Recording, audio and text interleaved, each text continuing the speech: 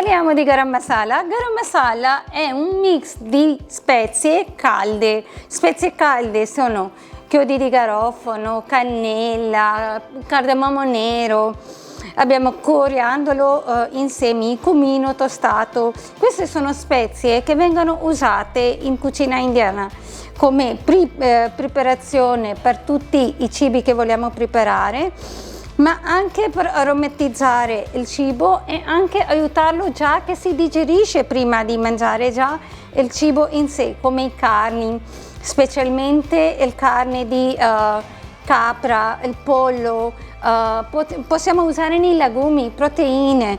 Quando cuciniamo le proteine che ci danno fastidio nel stomaco dopo mangiato, usando garam masala nel soffritto vi dà una digestione più leggera e fa molto bene, ha dell'aroma buonissimo e una meravigliosa, gustosa carne o i piatti di zuppe di legumi, così voi potete preparare per i vostri amici.